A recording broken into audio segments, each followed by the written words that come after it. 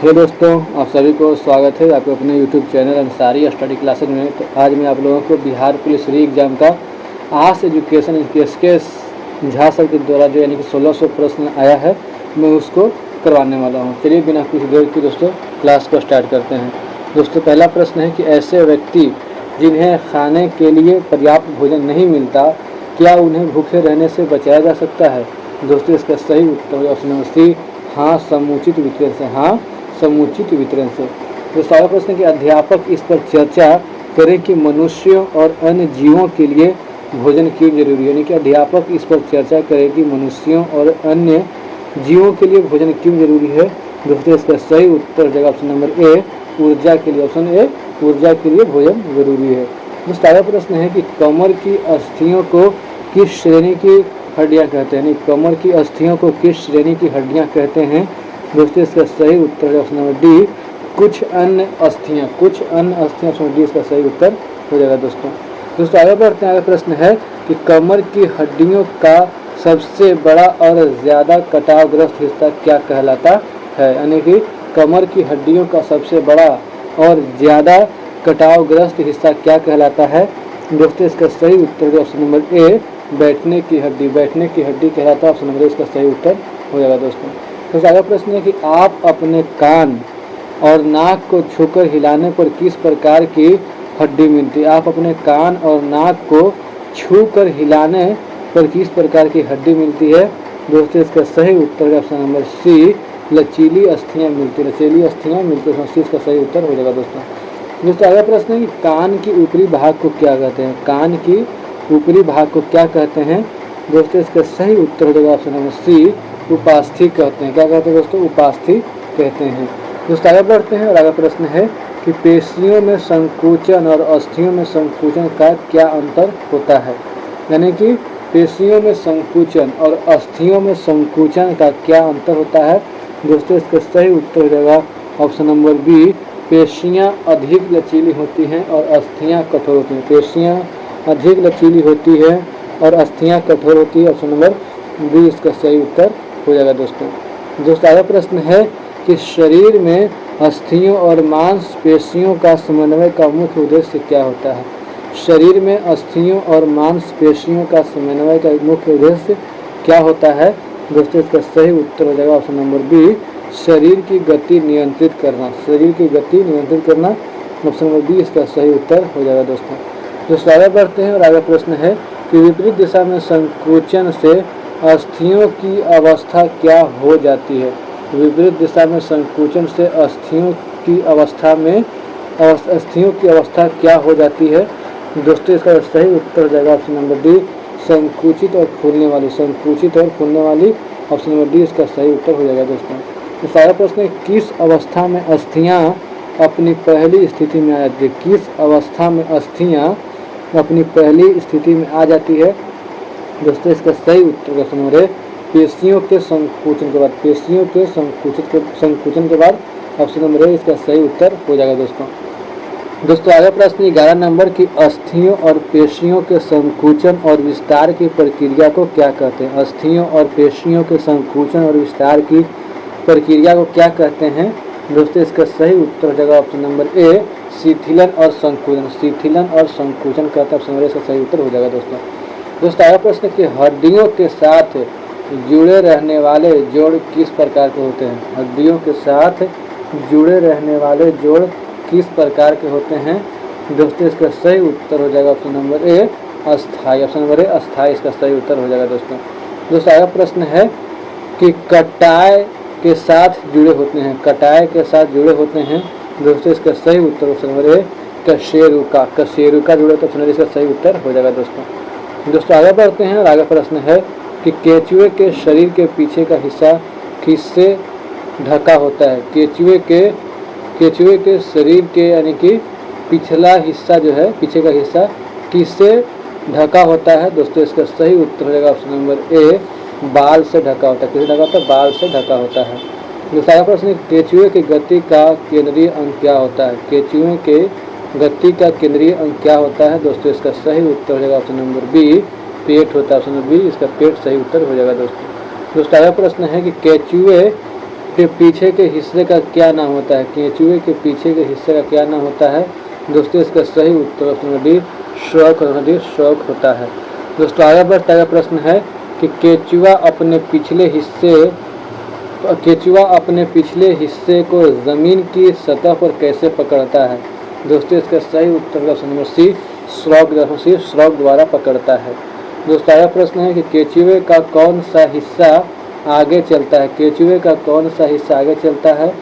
दोस्तों इसका सही उत्तर ऑप्शन नंबर ए सिर जो है वो आगे चलता है। दोस्तों आगे प्रश्न केंचुए के पीछे के हिस्से की पकड़ का क्या महत्व है? केंचुए के पीछे के हिस्से की पकड़ का क्या महत्व है? दोस्तों इसका सही उत्तर ऑप्शन डी गति इसका सही उत्तर हो जाएगा। दोस्तों आगे बढ़ता है प्रश्न है कि केंचुए के शरीर पर दिशाओं को बदलने की प्रक्रिया को क्या कहते हैं? केंचुए के शरीर पर दिशाओं को बदलने की प्रक्रिया को क्या कहते हैं?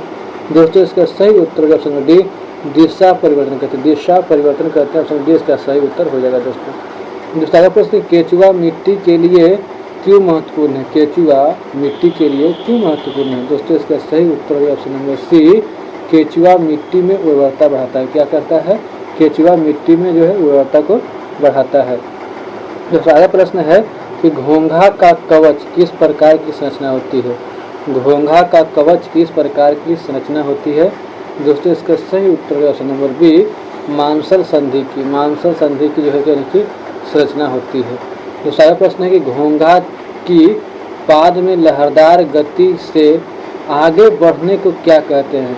घोंघा की पाद में लहरदार गति से आगे बढ़ने को क्या कहते हैं? दोस्तों इसका सही उत्तर है ऑप्शन नंबर डी रेंगना कहते हैं। क्या कहते हैं दोस्तों? रेंगना कहते हैं। ऑप्शन डी इसका सही उत्तर हो जाएगा। दोस्तों आगे प्रश्न है कि घोंघा की मांसल पाद किसे छूने से सिकुड़ जाती है?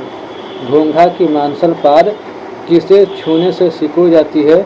दोस्तों इसका जो सही उत्तर हो जाएगा ऑप्शन नंबर ए कवच को। ऑप्शन नंबर ए इसका सही उत्तर हो जाएगा। दोस्तों आगे बढ़ते हैं। आगे प्रश्न है कि घोंघा का कवच क्या है? घोंघा का कवच क्या है?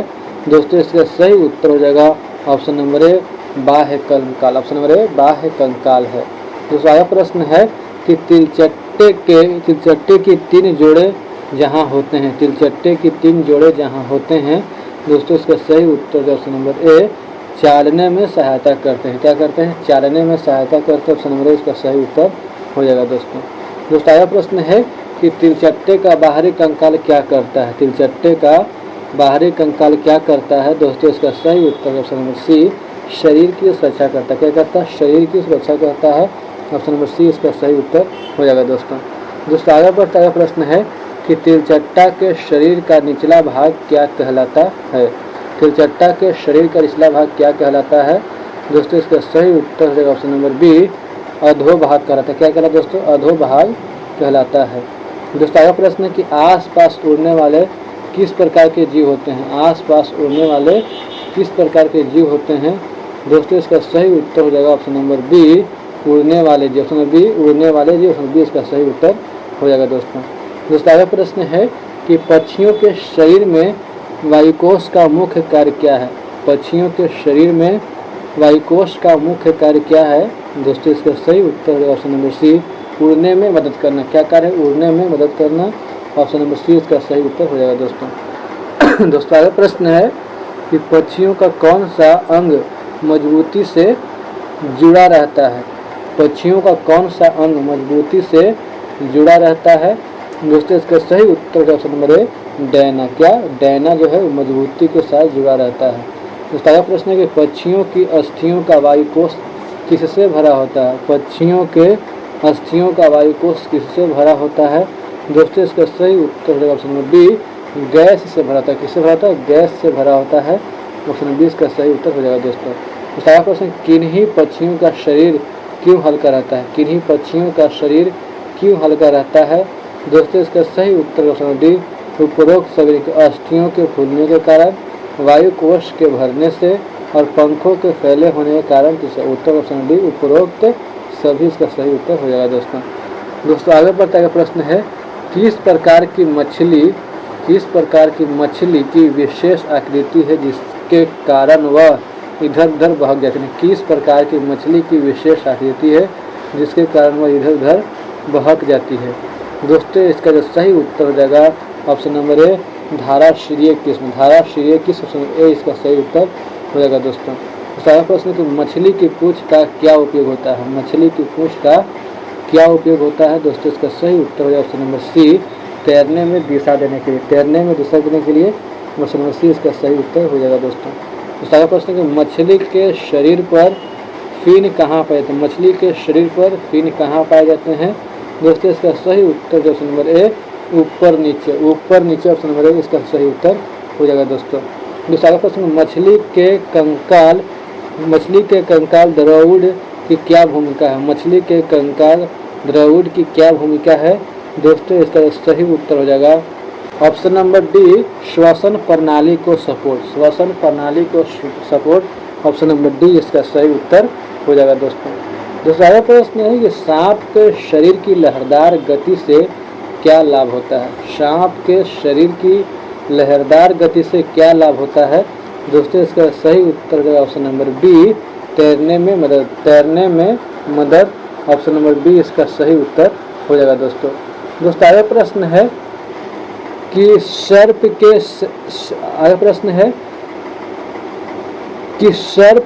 सिर के विपरीत छोर क्या लाभ प्रदान करता है? दोस्तों इसका सही उत्तर हो जाएगा ऑप्शन नंबर ए, तापमान नियंत्रण। तापमान नियंत्रण ऑप्शन नंबर ए इसका सही उत्तर हो जाएगा। दोस्तों आगे प्रश्न है कि सर्प के शरीर के कौन से हिस्से मिलकर लहरदार गति उत्पन्न करते हैं? सर्प के शरीर के कौन से हिस्से मिलकर लहरदार गति उत्पन्न करते हैं? दोस्तों इसका जो सही उत्तर हो जाएगा ऑप्शन नंबर बी, विशेष पेशियाँ। विशेष पेशियाँ ऑप्शन बी इसका सही उत्तर हो जाएगा। दोस्तों दूसरा प्रश्न कि सर्प के कौन से भाग में अव्यवस्थित गति होती है? सर्प के कौन से भाग में अव्यवस्थित गति होती है? दोस्तों इसका सही उत्तर ऑप्शन नंबर बी, विशेष पेशियाँ। विशेष पेशियाँ ऑप्शन नंबर बी इसका सही उत्तर हो जाएगा। दोस्तों अगला प्रश्न है कि मछली के शरीर के कौन से हिस्से उसे पिछला हिस्सा ऊंचा करने में मदद करते हैं? मछली के शरीर के कौन से हिस्से उसे पिछला हिस्सा ऊंचा करने में मदद करते हैं? दोस्तों इसका सही उत्तर हो जाएगा ऑप्शन नंबर बी, कांकल द्रवुड़। कांकल द्रवुड़ ऑप्शन नंबर बी इसका सही उत्तर हो जाएगा। दोस्तों आगे बढ़ता प्रश्न है कि मानव कंकाल किस अंग के निर्माण में सहायक होता है? मानव कंकाल किस अंग के निर्माण में सहायक होता है?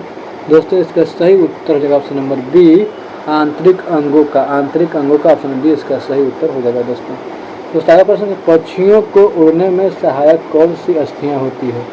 पक्षियों को उड़ने में सहायक कौन सी अस्थियां होती है?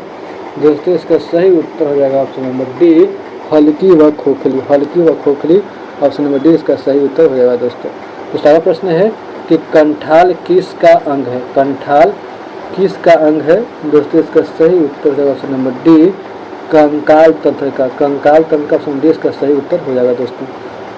दोस्तों आगे प्रश्न है, अस्थियों की कौन सी जोड़ें विभिन्न प्रकार की होती हैं? अस्थियों की कौन सी जोड़ें विभिन्न प्रकार की होती है? दोस्तों इसका सही उत्तर हो जाएगा ऑप्शन नंबर डी, संहितिया। संहितिया ऑप्शन नंबर डी इसका सही उत्तर हो जाएगा। दोस्तों प्रश्न है कि कशेरुक दंड का सही अनुवाद क्या है? कशेरुक दंड का सही अनुवाद क्या है?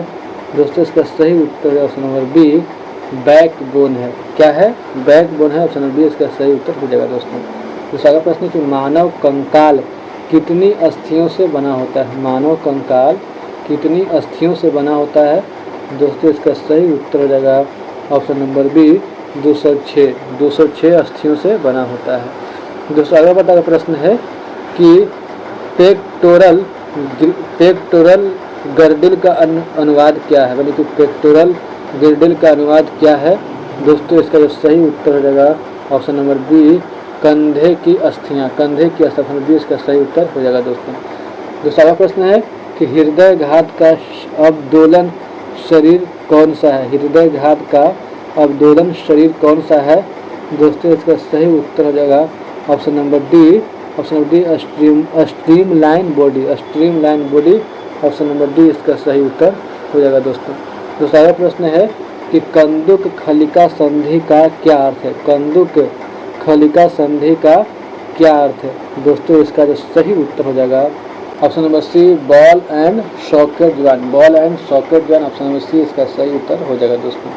दोस्तों अगला प्रश्न है कि शरीर के अंग जहाँ से मुड़ते हैं उसे क्या कहते हैं, यानी कि शरीर के अंग जहाँ से मुड़ते हैं उसे कहते हैं दोस्तों, इसका सही उत्तर भी option number C, option number C first और सेकंड दोनों, यानी कि संधि और जोड़ दोनों कहते हैं, ऑप्शन नंबर सी इसका सही उत्तर हो जाएगा दोस्तों।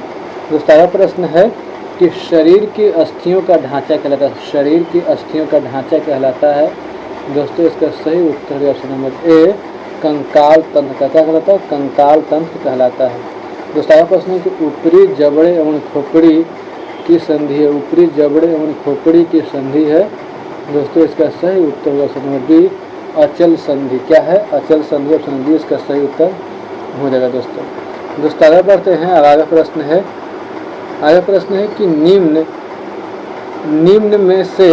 में किस जीव की अस्थियां खोखली किंतु मजबूत होती है, निम्न में से किस जीव की अस्थियां खोखली किंतु मजबूत होती है दोस्तों, इसका सही उत्तर ऑप्शन नंबर बी पक्षी इसका सही उत्तर हो जाएगा दोस्तों। दोस्तों अगला प्रश्न है निम्न में से कौन सा जीव मिट्टी खाता है, निम्न में से कौन सा जीव मिट्टी खाता है दोस्तों, इसका सही उत्तर है ऑप्शन नंबर सी केंचुआ, क्या खाता है, केंचुआ जो है मिट्टी खाता है, ऑप्शन नंबर सी इसका सही उत्तर हो जाएगा दोस्तों। दोस्तों अगला प्रश्न है कि तिलचट्टा द्वारा किस प्रकार की क्रियाएं होती हैं जो बाएं कंकाल बनाते हैं, तिलचट्टा द्वारा किस प्रकार की क्रियाएं होती हैं जो बाएं कंकाल बनाते हैं दोस्तों, इसका सही उत्तर हो जाएगा ऑप्शन नंबर बी 3 जोड़े पैरों और 2 जोड़े पंखों का जुड़ना, 3 जोड़े पैरों और 2 जोड़े पंखों का जुड़ना, ऑप्शन नंबर बी इसका सही उत्तर हो जाएगा दोस्तों। दोस्तों आगे बढ़ते हैं, आगे प्रश्न है कि अस्थियों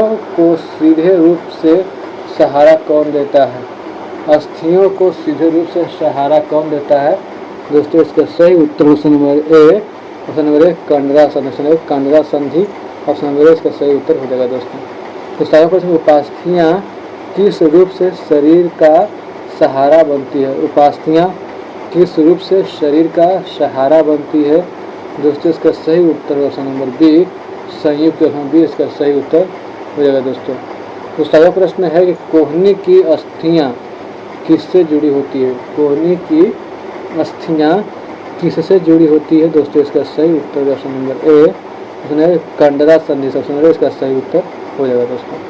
दोस्तों आगे बढ़ते हैं और आगे प्रश्न है कि गति करते समय किस संरचना से अस्थियां एकीकृत होती हैं, यानी कि गति करते समय किस संरचना से अस्थियां एकीकृत होती हैं दोस्तों, इसका सही उत्तर option number C, option C स्नायु बंधन इसका सही उत्तर हो जाएगा दोस्तों।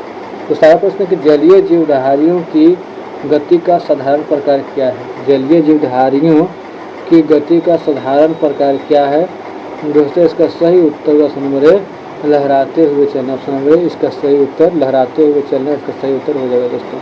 तो सारा प्रश्न है कि कंडरा खलिका संधि किसे कहते हैं, कंडरा खलिका संधि किसे कहते हैं दोस्तों, इसका सही उत्तर है ऑप्शन नंबर सी मांसपेशी का जो ऑप्शन नंबर सी इसका सही उत्तर हो जाएगा दोस्तों। तो सारा प्रश्न है कपाल की अस्थि कौन सी गति करती है, कपाल की अस्थि कौन सी गति करती है दोस्तों, इसका सही उत्तर हो जाएगा ऑप्शन नंबर डी निर्दिष्ट नहीं की जाती, निर्दिष्ट नहीं की जाती, ऑप्शन डी इसका सही उत्तर हो जाएगा दोस्तों।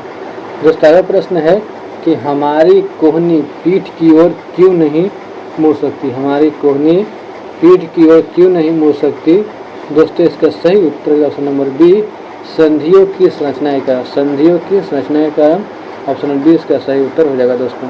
दोस्तों आगे बढ़ता है प्रश्न कि हमारे शरीर में पाई जाने वाली उपास्थि के उदाहरण कौन कौन से हैं, हमारे शरीर में पाई जाने वाली उपास्थि के उदाहरण कौन कौन से हैं दोस्तों, इसके सही उत्तर है ऑप्शन नंबर डी नाक और कान की उपाधियाँ, नाक और कान की उपाधि ऑप्शन डी इसका सही उत्तर हो जाएगा दोस्तों।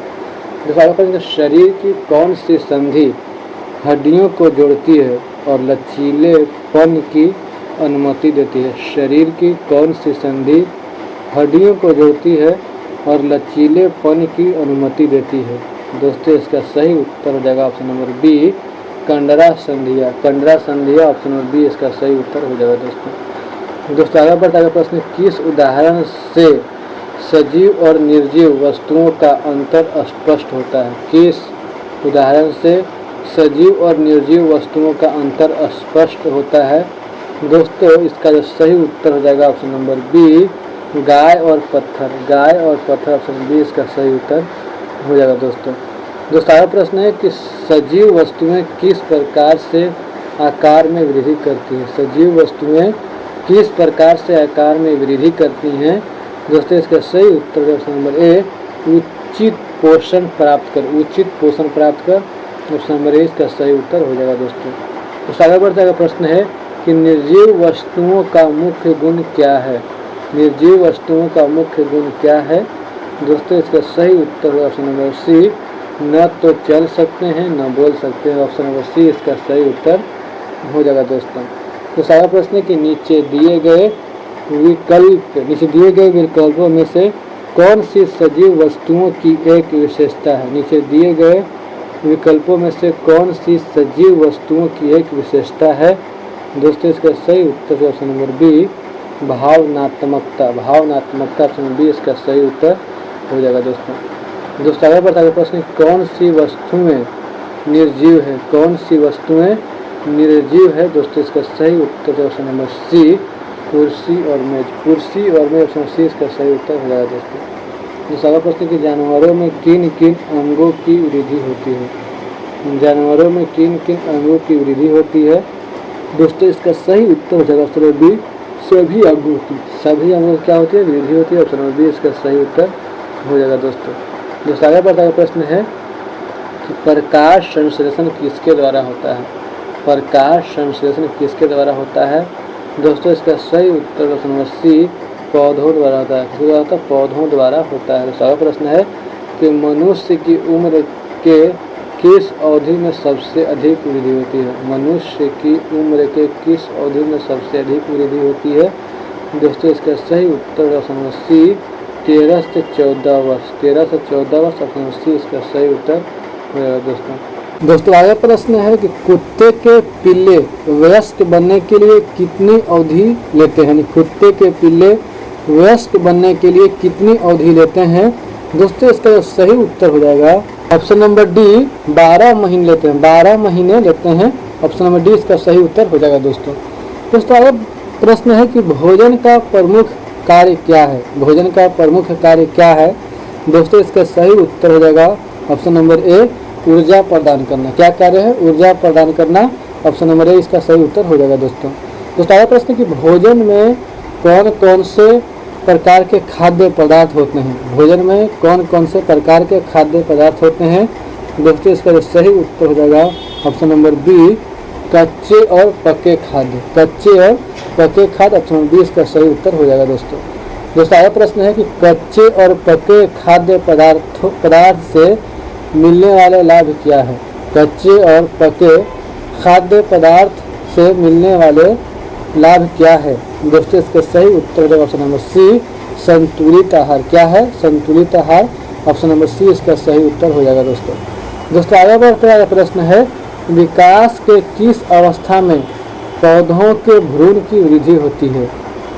मतलब विकास के किस अवस्था में पौधों के भ्रूण की वृद्धि होती है?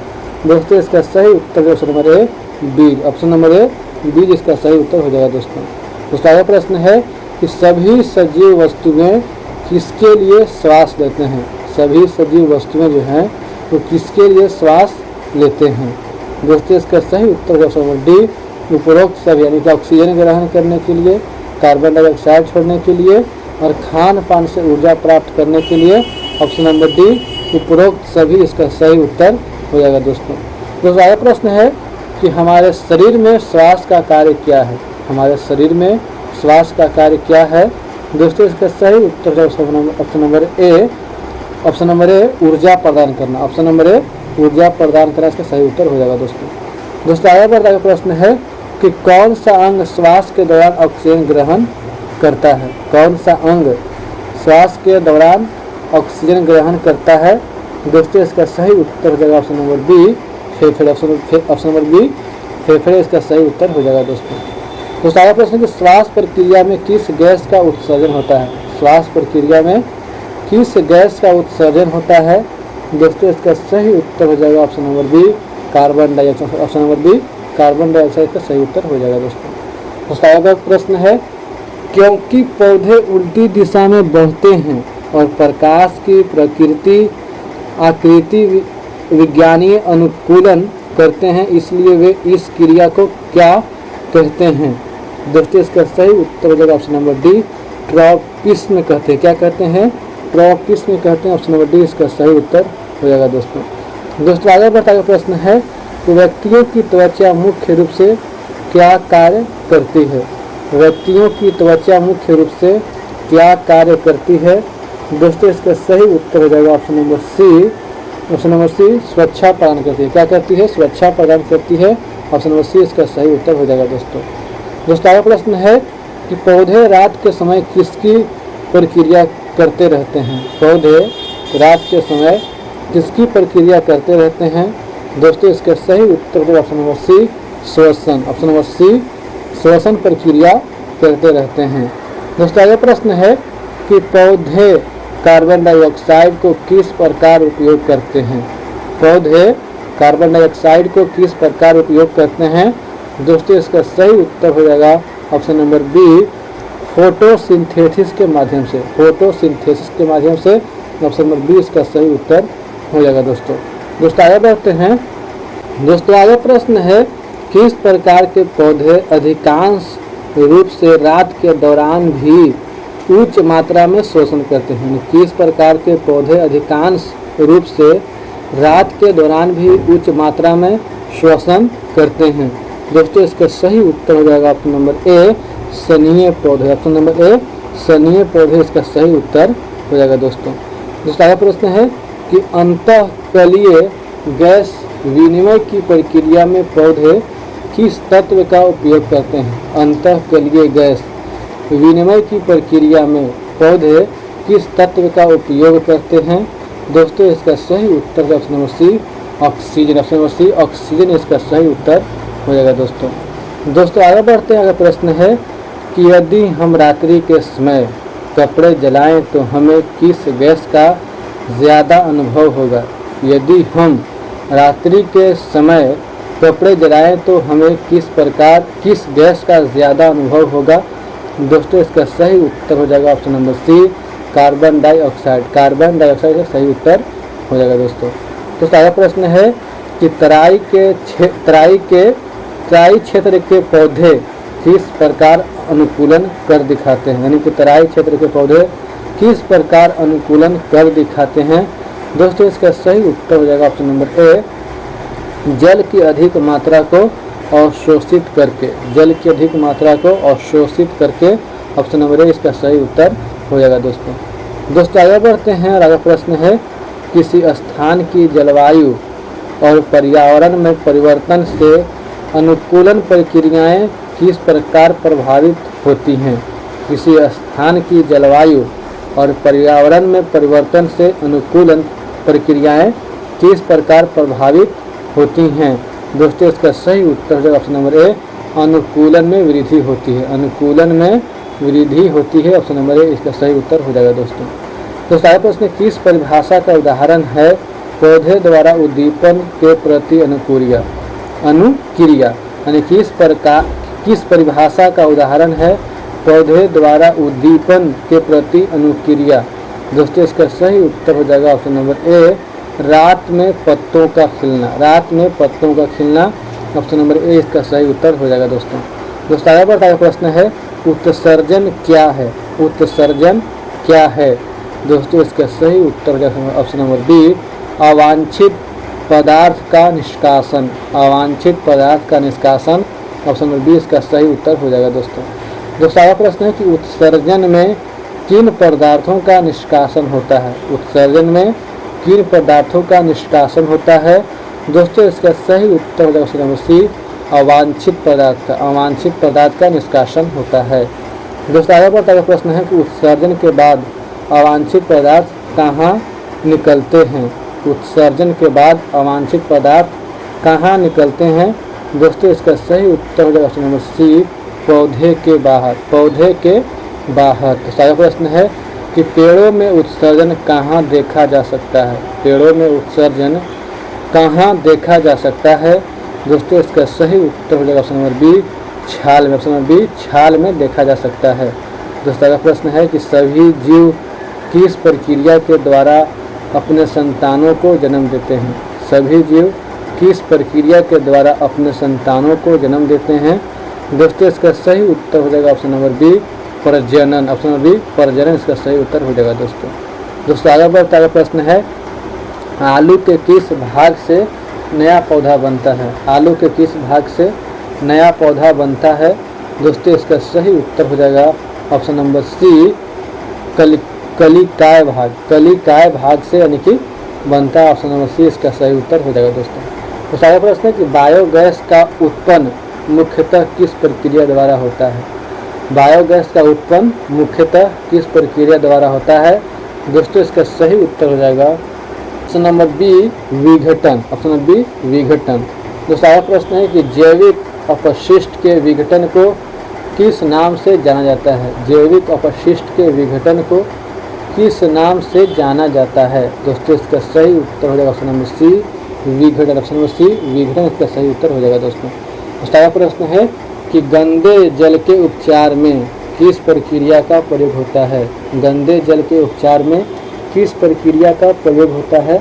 दोस्तों इसका सही उत्तर हो जाएगा option number C, option number C, filtration. Option number C, filtration इसका सही उत्तर हो जाएगा। दोस्तों अगला प्रश्न है कि सेल को किस धातु की पट्टी से जोड़ा जाता है? सेल को किस धातु की पट्टी से जोड़ा जाता है? दोस्तों इसका सही उत्तर हो जाएगा ऑप्शन नंबर बी, ताम्र। ऑप्शन नंबर बी, ताम्र इसका सही उत्तर हो जाएगा। दोस्तों आगे बढ़ता है प्रश्न है कि बल्ब का फिलामेंट किस सामग्री से बना होता है? बल्ब का फिलामेंट किस सामग्री का बना होता है? दोस्तों इसका सही उत्तर हो जाएगा option number B, tungsten. Option number B, tungsten इसका सही उत्तर हो जाएगा।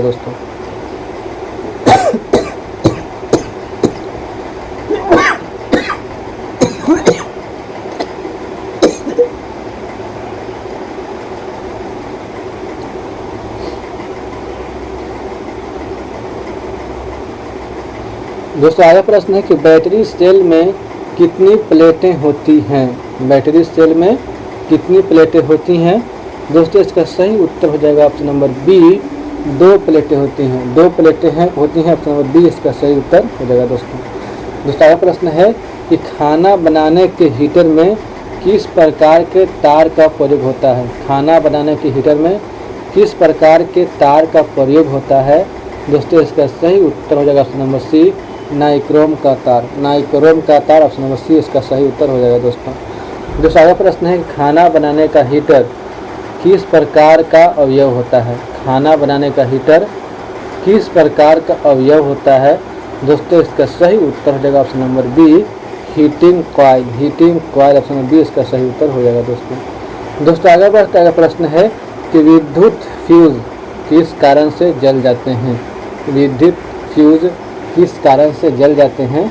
दोस्तों इसका सही उत्तर है ऑप्शन नंबर बी, उच्च धारा। उच्च धारा के कारण जो है यानी कि जल जाते हैं। दूसरा प्रश्न है कि फ्यूज के स्थान पर आजकल कौन से उपकरण लगाए जाते हैं? फ्यूज के स्थान पर आजकल कौन से उपकरण लगाए जाते हैं? दोस्तों इसका सही उत्तर होगा ऑप्शन नंबर ए, MCB। ऑप्शन नंबर ए, MCB इसका सही उत्तर हो जाएगा। दोस्तों अगला प्रश्न है कि MCB के अंदर किस धातु की प्लेट होती है? MCB के अंदर किस धातु की प्लेट होती है? दोस्तों इसका सही उत्तर हो जाएगा ऑप्शन नंबर ए, तांबा। ऑप्शन नंबर ए, तांबा इसका सही उत्तर हो जाएगा। दोस्तों आगे बढ़ते आगे प्रश्न है कि MCB में ओवरलोड होने पर किस प्रकार का अवरोध उत्पन्न होता है? MCB में ओवरलोड होने पर किस प्रकार का अवरोध उत्पन्न होता है? दोस्तों इसका सही उत्तर हो जाएगा ऑप्शन नंबर डी, आर्क इसका सही उत्तर हो जाएगा दोस्तों। अगला प्रश्न है कि कंप्रेस्ड फ्लोरोसेंट लैंप को छोटे रूप में क्या कहा जाता है? कंप्रेस्ड फ्लोरोसेंट लैंप को छोटे रूप में क्या कहा जाता है? दोस्तों इसका सही उत्तर हो जाएगा ऑप्शन नंबर बी, CFL कहा जाता है। CFL कहा जाता है, ऑप्शन नंबर बी इसका सही उत्तर हो जाएगा दोस्तों। अगला प्रश्न है कि फ्यूज के तार का प्रमुख गुण क्या है? फ्यूज के तार का प्रमुख गुण क्या है? दोस्तों इसका सही उत्तर हो जाएगा ऑप्शन नंबर ए, कम ताप में पिघलना। कम ताप में पिघलना, ऑप्शन नंबर ए इसका सही उत्तर हो जाएगा दोस्तों। अगला प्रश्न है विद्युत घंटी में किस पदार्थ के कारण ध्वनि उत्पन्न होती है? विद्युत घंटी में किस पदार्थ के कारण ध्वनि उत्पन्न होती है? दोस्तों इसका सही उत्तर ऑप्शन नंबर डी, लोहे की पत्ती। ऑप्शन डी, लोहे की पत्ती इसका सही उत्तर हो जाएगा दोस्तों। अगला प्रश्न है कुंडली कब विद्युत चुंबक बनती है? कुंडली कब विद्युत चुंबक बनती है? दोस्तों इसका सही उत्तर हो जाएगा ऑप्शन नंबर ए, विद्युत धारा प्रवाहित होने पर। विद्युत धारा प्रवाहित होने पर, ऑप्शन नंबर ए इसका सही उत्तर हो जाएगा दोस्तों। अगला प्रश्न है कि विद्युत धारा के ऊष्मीय प्रभाव पर आधारित सुरक्षा युक्ति को क्या कहते हैं? विद्युत धारा के ऊष्मीय प्रभाव पर आधारित सुरक्षा युक्ति को क्या कहते हैं? दोस्तों इसका सही उत्तर हो जाएगा ऑप्शन नंबर ए, फ्यूज कहते हैं। ऑप्शन नंबर ए, फ्यूज कहते हैं। दोस्तों अगला प्रश्न है कि डॉक्टर कृष्णन ने किस नए क्षेत्र में खोज कार्य किया? डॉक्टर कृष्णन ने किस नए क्षेत्र में खोज कार्य किया? दोस्तों इसका सही उत्तर हो जाएगा option number C, option number C, thermionics. Thermionics, option number C इसका सही उत्तर हो जाएगा दोस्तों। अगला प्रश्न है कि एल्पैका किस परिवार का जानवर है? एल्पैका किस परिवार का जानवर है? दोस्तों इसका सही उत्तर हो जाएगा ऑप्शन नंबर सी, ऊंट। एल्पैका किस परिवार का जानवर है? तो ऊंट परिवार का जानवर। ऑप्शन नंबर सी इसका सही उत्तर हो जाएगा दोस्तों। अगला प्रश्न है कि स्टार्कर की बीमारी किससे संबंधित है? स्टार्कर की बीमारी किससे संबंधित है? दोस्तों इसका सही उत्तर है ऑप्शन नंबर सी, ऊनी उद्योग से। ऊनी उद्योग से। दोस्तों अगला प्रश्न है कि रेशम की खोज किस देश में हुई थी? रेशम की खोज किस देश में हुई थी? दोस्तों इसका सही उत्तर हो जाएगा ऑप्शन नंबर बी, चीन में हुई थी। कहाँ हुई थी? चीन में हुई थी। दोस्तों अगला प्रश्न है कि रेशम के किस भाग को कच्चा रेशम कहा गया? रेशम के किस भाग को कच्चा रेशम कहा गया? दोस्तों इसका सही उत्तर हो जाएगा डी, रेशम कोकून। रेशम कोकून, ऑप्शन नंबर डी इसका सही उत्तर हो जाएगा दोस्तों। दूसरा प्रश्न है कि रेशम कीट कोकून का निर्माण किस पदार्थ से करता है? रेशम कीट कोकून का निर्माण किस पदार्थ से करता है? दोस्तों इसका जो सही उत्तर हो जाएगा ऑप्शन नंबर ए, प्रोटीन इसका सही उत्तर हो जाएगा दोस्तों। आगे बढ़ता प्रश्न है कि रेशम प्राप्त करने के लिए रेशम के कीटों को पालने की प्रक्रिया को क्या कहते हैं? रेशम प्राप्त करने के लिए रेशम की कीटों को पालने की प्रक्रिया को क्या कहते हैं? दोस्तों इसका सही उत्तर हो जाएगा option number C, sericulture. Option C, sericulture कहते हैं। दूसरा प्रश्न है कि रेशम की उत्पादकता के लिए किस पौधे का उपयोग किया जाता है? रेशम की उत्पादकता के लिए किस पौधे का उपयोग किया जाता है? दोस्तों इसका सही उत्तर ऑप्शन नंबर सी, शहतूत। ऑप्शन सी, शहतूत का किया जाता है। ऑप्शन सी इसका सही उत्तर हो जाएगा दोस्तों। दूसरा प्रश्न है कि इनमें से कौन सी सामग्री मानव निर्मित है? इनमें से कौन सी सामग्री मानव निर्मित है? दोस्तों इसका सही उत्तर हो जाएगा option number D, nylon. Option number D, nylon इसका सही उत्तर हो जाएगा दोस्तों। दूसरा प्रश्न है कि रेशम प्राप्त करने के लिए रेशम कीटों का पालना क्या कहलाता है? रेशम प्राप्त करने के लिए रेशम कीटों का पालन करना क्या कहलाता है? दोस्तों इसका सही उत्तर हो जाएगा ऑप्शन नंबर डी, सेरीकल्चर। रेशम कीट पालन सेरीकल्चर कहा जाता है। ऑप्शन डी इसका सही उत्तर हो जाएगा दोस्तों। आगे बढ़ता प्रश्न है कि सत्या ने अपने वार्षिकोत्सव समारोह में पीले रुमाल में कौन सा पारदर्शी द्रव डाला? सत्या ने अपने वार्षिकोत्सव समारोह में पीले रुमाल में कौन सा पारदर्शी द्रव डाला? दोस्तों इसका सही उत्तर हो जाएगा ऑप्शन नंबर ए, सिरका। ऑप्शन नंबर ए, सिरका इसका सही उत्तर हो जाएगा दोस्तों अगला प्रश्न है कि ऐसे पदार्थ जो नींबू के रस जैसा परीक्षण देने वाले होते हैं उन्हें क्या कहा जाता है? ऐसे पदार्थ जो नींबू के रस जैसा परीक्षण देने वाले होते हैं उन्हें क्या कहा जाता है? दोस्तों इसका जो सही उत्तर हो जाएगा ऑप्शन नंबर बी, अम्लीय। ऑप्शन नंबर बी, अम्लीय इसका सही उत्तर हो जाएगा दोस्तों अगला प्रश्न है कि हल्दी का उपयोग किस प्रकार के पदार्थों की परीक्षण में होता है? दोस्तों इसका सही उत्तर हो जाएगा ऑप्शन नंबर बी, क्षारीय। ऑप्शन नंबर बी, क्षारीय इसका सही उत्तर हो जाएगा दोस्तों अगला प्रश्न है कि लिटमस पेपर के लाल रंग में नींबू के रस की बूंद डालने पर क्या होता है? लिटमस पेपर के लाल रंग में नींबू के रस की बूंद डालने पर क्या होता है? दोस्तों इसका सही उत्तर हो जाएगा ऑप्शन नंबर ए, लाल रहता है। ऑप्शन नंबर ए इसका सही उत्तर हो जाएगा दोस्तों आगे बढ़ता हुआ प्रश्न है कि फिनोल्फ्थेलिन के रंगहीन सूचक विलयन में कितने प्रतिशत फिनोल्फ्थेलिन पाउडर मिलाया जाता है? यानी कि फिनोल्फ्थेलिन के रंगहीन सूचक विलयन में कितने प्रतिशत फिनोल्फ्थेलिन पाउडर मिलाया जाता है? दोस्तों इसका सही उत्तर हो जाएगा ऑप्शन नंबर बी, 0.1 प्रतिशत का सही उत्तर हो जाएगा दोस्तों अगला प्रश्न है कि फिनोल्फ्थेलिन सूचक के गुलाबी रंग का मतलब क्या होता है? फिनोल्फ्थेलिन सूचक के गुलाबी रंग का मतलब क्या होता है? दोस्तों इसका सही उत्तर हो जाएगा ऑप्शन नंबर बी, क्षारीयता। क्या मतलब होता है? क्षारीयता। ऑप्शन नंबर बी इसका सही उत्तर हो जाएगा दोस्तों अगला प्रश्न है कि फिनोल्फ्थेलिन का रंगहीन सूचक किस घटना पर आधारित है? फिनोल्फ्थेलिन का रंगहीन सूचक किस घटना पर आधारित है? दोस्तों इसका सही उत्तर हो जाएगा ऑप्शन नंबर ए, अम्लीयता की पहचान। ऑप्शन नंबर ए, अम्लीयता की पहचान। दोस्तों आगे बढ़ता हुआ प्रश्न है कि एसिटिक अम्ल किसमें पाया जाता है? एसिटिक अम्ल किसमें पाया जाता है? दोस्तों इसका सही उत्तर हो जाएगा ऑप्शन नंबर ए, सिरका में। ऑप्शन नंबर ए, सिरका में पाया जाता है। दोस्तों अगला प्रश्न है कि फॉर्मिक अम्ल किसमें पाया जाता है? फॉर्मिक अम्ल किसमें पाया जाता है? दोस्तों इसका सही उत्तर हो जाएगा ऑप्शन नंबर सी, चींटी के डंक में। चींटी के डंक में पाया जाता है। ऑप्शन नंबर सी इसका सही उत्तर हो जाएगा दोस्तों अगला प्रश्न है कि साइट्रिक अम्ल का प्रमुख स्रोत क्या है? साइट्रिक अम्ल का प्रमुख स्रोत क्या है? दोस्तों इसका सही उत्तर हो जाएगा ऑप्शन नंबर बी, संतरा। ऑप्शन नंबर बी, संतरा इसका सही उत्तर हो जाएगा दोस्तों अगला प्रश्न है कि लैक्टिक अम्ल का प्रमुख स्रोत क्या है? लैक्टिक अम्ल का प्रमुख स्रोत क्या है? दोस्तों इसका सही उत्तर हो जाएगा ऑप्शन नंबर ए, दही। लैक्टिक अम्ल का प्रमुख स्रोत क्या है? तो दही है। ऑप्शन नंबर ए इसका सही उत्तर हो जाएगा दोस्तों आगे प्रश्न है कि ऑक्जेलिक अम्ल का प्रमुख स्रोत क्या है? ऑक्जेलिक अम्ल का प्रमुख स्रोत क्या है? दोस्तों इसका सही उत्तर हो जाएगा ऑप्शन नंबर सी, पालक। ऑप्शन नंबर सी, पालक है।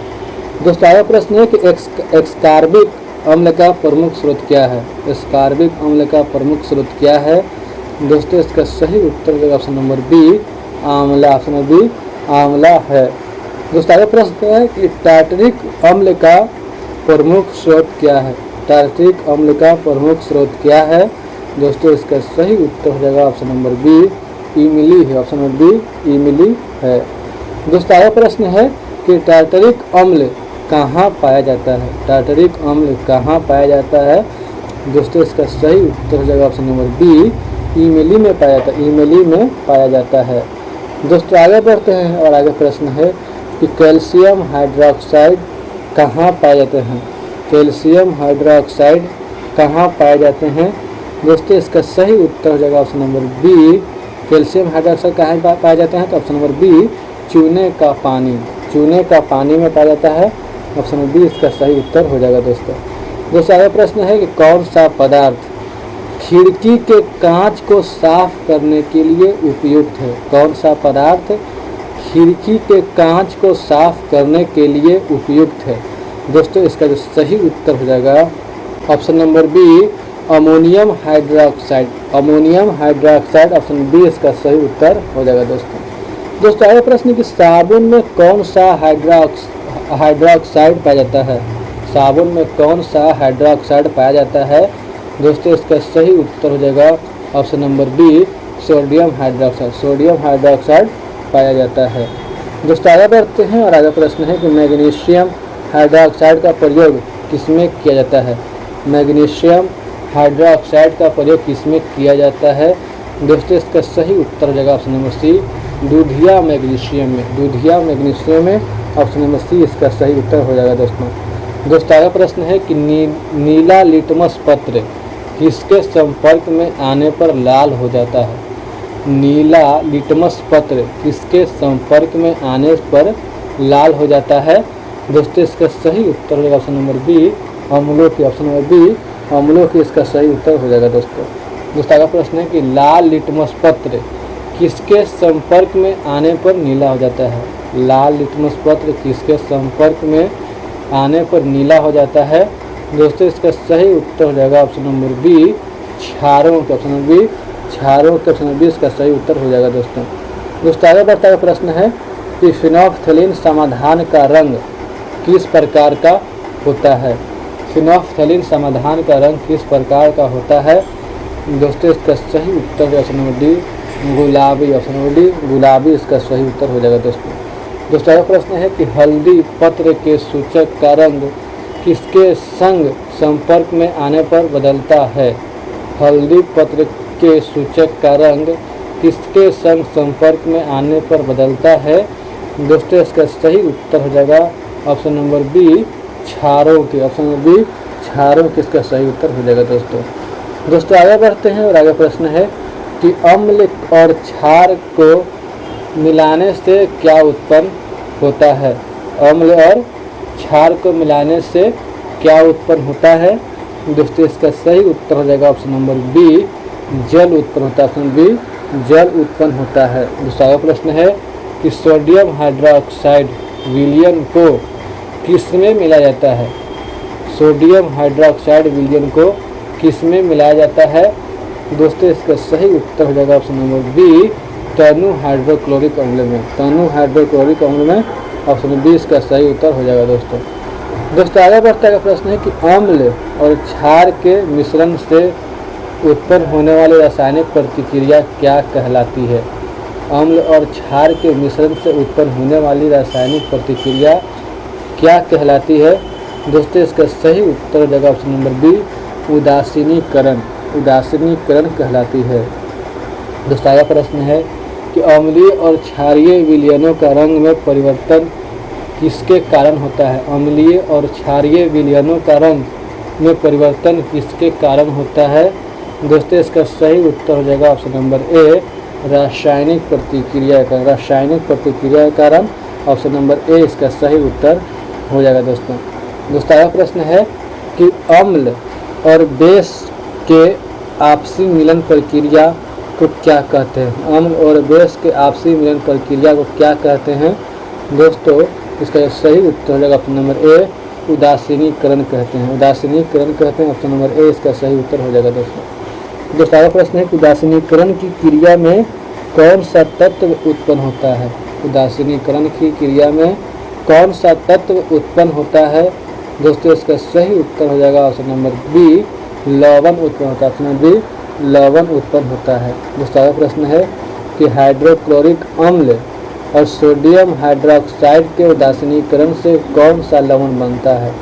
हाइड्रोक्लोरिक अम्ल और सोडियम हाइड्रोक्साइड के उदासीनीकरण से कौन सा लवण बनता है।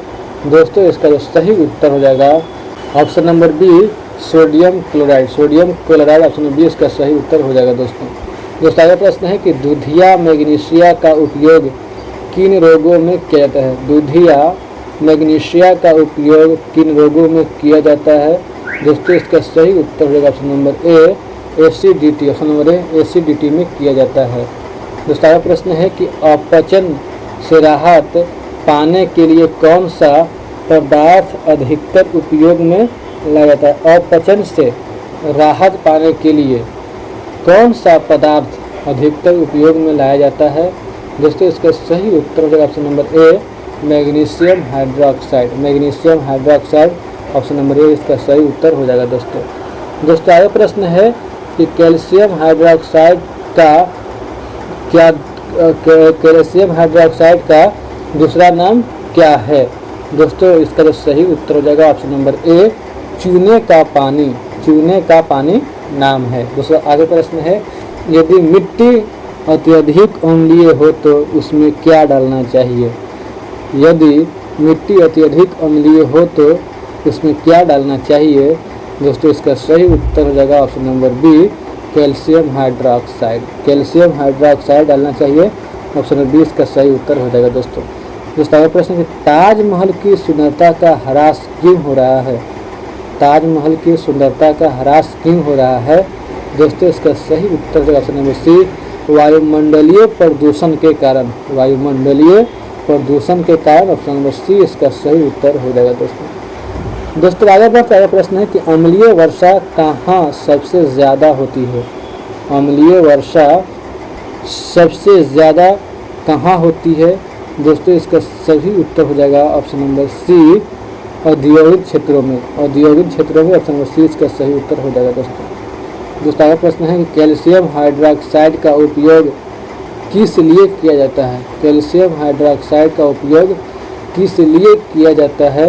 दोस्तों इसका सही उत्तर हो जाएगा ऑप्शन नंबर बी, मिट्टी को क्षारीय बनाने के लिए। मिट्टी को क्षारीय बनाने के लिए ऑप्शन नंबर बी इसका सही उत्तर हो जाएगा दोस्तों आगे प्रश्न है कि मृदा उपचार में किस पदार्थ का उपयोग नहीं होना चाहिए? मृदा उपचार में किस पदार्थ का उपयोग नहीं होना चाहिए? दोस्तों इसका सही उत्तर हो जाएगा option number B, sodium carbonate. Option number B, sodium carbonate. दोस्तों आगे बढ़ते हैं प्रश्न है कि अम्लता का उपचार करने के लिए कौन सी दवाइयाँ ली जाती हैं? अम्लता का उपचार करने के लिए कौन सी दवाइयाँ ली जाती हैं? दोस्तों इसका सही उत्तर हो जाएगा ऑप्शन नंबर ए, एंटी एसिड्स। ऑप्शन नंबर ए इसका सही उत्तर हो जाएगा दोस्तों आगे प्रश्न है कि मिट्टी के निर्माण की प्रक्रिया को क्या कहा जाता है? मिट्टी के निर्माण की प्रक्रिया क्या कहा जाता है?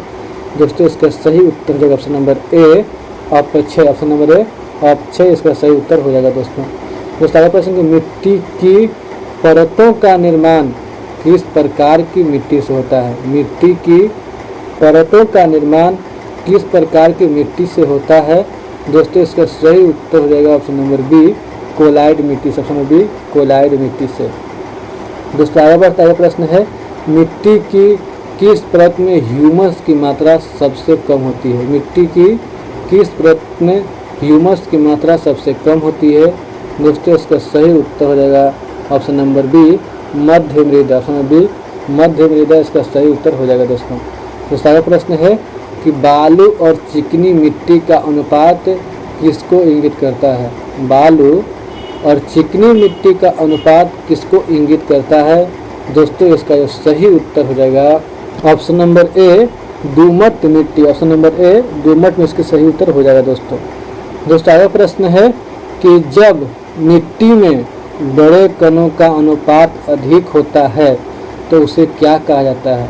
जब मिट्टी में बड़े कणों का अनुपात अधिक होता है तो उसे क्या कहा जाता है? दोस्तों इसका सही उत्तर है ऑप्शन नंबर सी, बलुई मिट्टी कहा जाता है। बलुई मिट्टी कहा जाता है। तो आगे प्रश्न है कि खिलौने, बर्तन एवं मूर्तियाँ बनाने के लिए कौन सी मिट्टी का उपयोग किया जाता है? खिलौने, बर्तन एवं मूर्तियाँ बनाने के लिए कौन सी मिट्टी का उपयोग किया जाता है? दोस्तों इसका सही उत्तर हो जाएगा ऑप्शन नंबर ए, चिकनी मिट्टी। ऑप्शन नंबर ए, चिकनी मिट्टी का जो उपयोग किया जाता है। दोस्तों आगे बढ़ता हुआ प्रश्न है कि जल की 3 अवस्थाएं क्या है? जल की 3 अवस्थाएं क्या है? दोस्तों इसका सही उत्तर है ऑप्शन नंबर ए, ठोस तरल गैस। ठोस तरल गैस ऑप्शन नंबर ए इसका सही उत्तर हो जाएगा दोस्तों आगे प्रश्न है कि सुगठनीय पादप किस प्रकार बनते हैं? सुगठनीय पादप किस प्रकार बनते हैं? दोस्तों इसका सही उत्तर हो जाएगा ऑप्शन नंबर सी, सूक्ष्म जीवों द्वारा। सूक्ष्म जीवों द्वारा ऑप्शन नंबर सी इसका सही उत्तर हो जाएगा दोस्तों आगे प्रश्न है, किस प्रकार की मिट्टी में सबसे कम जल अवशोषण क्षमता होती है? किस प्रकार की मिट्टी में सबसे कम जल अवशोषण क्षमता होती है? दोस्तों इसका सही उत्तर हो जाएगा ऑप्शन नंबर ए, बलुई मिट्टी। ऑप्शन नंबर ए, बलुई मिट्टी में। दोस्तों आगे प्रश्न है कि मसूर और अरहर की खेती किस प्रकार की मिट्टी में की जाती है? दोस्तों इसका सही उत्तर हो जाएगा ऑप्शन नंबर सी, दोमट मिट्टी में। ऑप्शन नंबर सी, दोमट मिट्टी में की जाती है। दोस्तों आगे बढ़ता है प्रश्न है कि किस प्रकार की मिट्टी जल धारण और वायु संचार में संतुलन बनाए रखती है? किस प्रकार की मिट्टी जल धारण और वायु संचार में संतुलन बनाए रखती है? दोस्तों इसका सही उत्तर हो जाएगा ऑप्शन नंबर सी, दोमट मिट्टी। ऑप्शन नंबर सी, दोमट मिट्टी। दोस्तों आगे प्रश्न है कि पौधों में संजान क्या होता है? पौधों में संजान क्या होता है? दोस्तों इसका सही उत्तर है ऑप्शन नंबर बी, मूल रोम संरचना। मूल रोम संरचना। ऑप्शन नंबर बी इसका सही उत्तर हो जाएगा। दोस्तों आगे प्रश्न कि मूल रोम किसमें उपस्थित होते हैं? मूल रोम किसमें उपस्थित होते हैं? दोस्तों इसका सही उत्तर हो जाएगा ऑप्शन नंबर सी, जड़ों में। ऑप्शन नंबर सी, जड़ों में जो है उपस्थित होते हैं। दोस्तों आगे बढ़ता है प्रश्न है कि पानी और घुलनशील पोषक तत्वों को पत्तियों तक पहुंचाने के लिए पौधे किस प्रकार के ऊतक का उपयोग करते हैं? पानी और घुलनशील पोषक तत्वों के पत्तियों तक पहुंचाने के लिए पौधे किस प्रकार के ऊतक का उपयोग करते हैं? दोस्तों इसका सही उत्तर होगा option number B, xylem. Option number B, xylem इसका सही उत्तर हो जाएगा। दोस्तों आगे प्रश्न कि जाइलम का मुख्य कार्य क्या है? जाइलम का मुख्य कार्य क्या है? दोस्तों इसका सही उत्तर है ऑप्शन नंबर ए, जल और खनिज लवणों का संवहन। जल और खनिज लवणों का संवहन। दोस्तों आगे बढ़ता है प्रश्न है कि फ्लोएम का कार्य क्या है? फ्लोएम का कार्य क्या है? दोस्तों इसका सही उत्तर हो जाएगा ऑप्शन नंबर बी, खाद्य पदार्थों का संवहन। खाद्य पदार्थों का संवहन। ऑप्शन नंबर बी इसका सही उत्तर हो जाएगा। दोस्तों आगे प्रश्न कि पौधों में किस प्रकार के ऊतक जल और खनिज पदार्थों को संवहन करते हैं? पौधों में किस प्रकार के ऊतक जल और खनिज पदार्थों को संवहन करते हैं? दोस्तों इसका जो सही उत्तर हो जाएगा ऑप्शन नंबर बी, जाइलम इसका सही उत्तर हो जाएगा। दोस्तों आगे प्रश्न है कि पौधे भोजन का निर्माण किस अंग में करते हैं? पौधे भोजन का निर्माण किस अंग में करते हैं? दोस्तों इसका सही उत्तर हो जाएगा ऑप्शन नंबर सी, पत्तियां में करते हैं। पत्तियां में करते हैं। ऑप्शन नंबर सी इसका सही उत्तर हो जाएगा। दोस्तों आगे बढ़ते हैं और आगे प्रश्न है कि किस प्रकार के ऊतक का संवहन जल और खनिजों को जड़ों से पत्तियों तक करता है? किस प्रकार के ऊतक का संवहन जल और खनिजों को जड़ों से पत्तियों तक करता है? दोस्तों इसका सही उत्तर हो जाएगा option number B, option number B, संवहनीय ऊतक। संवहनीय ऊतक। ऑप्शन नंबर बी इसका सही उत्तर हो जाएगा। दोस्तों आगे प्रश्न है कि पत्तियों में मौजूद कौन से संरचना जल अवशोषित करती है? पत्तियों में मौजूद कौन से संरचना जल अवशोषित करती है? दोस्तों इसका सही उत्तर हो जाएगा ऑप्शन नंबर डी, रंध्र। ऑप्शन नंबर डी, रंध्र इसका सही उत्तर हो जाएगा। दोस्तों आगे प्रश्न है कि जल का किस रूप में पत्तियों से उद्धारण होता है? जल का किस रूप में पत्तियों से उद्धारण होता है? दोस्तों इसका सही उत्तर है ऑप्शन नंबर सी, वाष्प। ऑप्शन नंबर सी, वाष्प। दोस्तों आगे प्रश्न है कि जल का वाष्पोत्सर्जन किस प्रक्रिया के द्वारा होता है? जल का वाष्पोत्सर्जन किस प्रक्रिया के द्वारा होता है? दोस्तों इसका सही उत्तर हो जाएगा ऑप्शन नंबर बी, उत्सर्जन प्रक्रिया। उत्सर्जन प्रक्रिया के द्वारा होता है। दोस्तों आगे बढ़ता है प्रश्न है कि उच्च तापमान का वाष्पोत्सर्जन पर क्या प्रभाव पड़ता है? उच्च तापमान पर वाष्पोत्सर्जन पर क्या प्रभाव पड़ता है? दोस्तों इसका सही उत्तर हो जाएगा ऑप्शन नंबर बी, वाष्पोत्सर्जन बढ़ता है। वाष्पोत्सर्जन बढ़ता है। ऑप्शन बी इसका सही उत्तर हो जाएगा। दोस्तों आगे प्रश्न, कौन सा कारक वाष्पोत्सर्जन को प्रभावित करता है? कौन सा कारक वाष्पोत्सर्जन को प्रभावित करता है? दोस्तों इसका सही उत्तर हो जाएगा ऑप्शन नंबर बी, तापमान का बढ़ना। ऑप्शन बी, तापमान का बढ़ना इसका सही उत्तर हो जाएगा दोस्तों आगे प्रश्न कि वाष्पोत्सर्जन की प्रक्रिया किससे होती है। वाष्पोत्सर्जन की प्रक्रिया किससे होती है दोस्तों, इसका सही उत्तर होगा ऑप्शन नंबर ए, पत्तियों के छिद्रों से। पत्तियों के छिद्रों से होती है दोस्तों। आगे बढ़ता है प्रश्न कि जाइलम और फ्लोएम उत्तकों का पौधों में क्या कार्य है। जाइलम और फ्लोएम उत्तकों का पौधों में क्या कार्य है दोस्तों, इसका सही उत्तर होगा ऑप्शन नंबर सी, संवहन। ऑप्शन नंबर सी, संवहन। दोस्तों आगे प्रश्न है कि वाष्पोत्सर्जन के लिए कौन सा उत्तक जिम्मेदार है।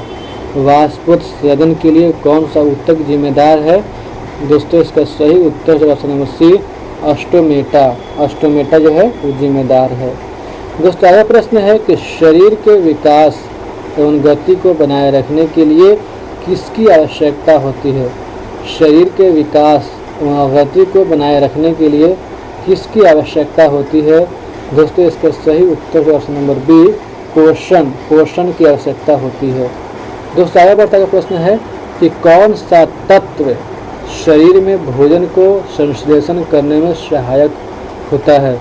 कौन सा तत्व शरीर में भोजन को संश्लेषण करने में सहायक होता है दोस्तों, इसका सही उत्तर है ऑप्शन नंबर बी, पाचन तंत्र। ऑप्शन नंबर बी, पाचन तंत्र। दोस्तों आगे प्रश्न है कि संपूर्ण प्रक्रिया को क्या कहा जाता है। संपूर्ण प्रक्रिया को क्या कहा जाता है दोस्तों, इसका सही उत्तर है ऑप्शन नंबर डी, पाचन। ऑप्शन नंबर डी, पाचन कहा जाता है दोस्तों। आगे प्रश्न है कि सामान्य व्यक्ति प्रति मिनट कितनी बार सांस लेता है।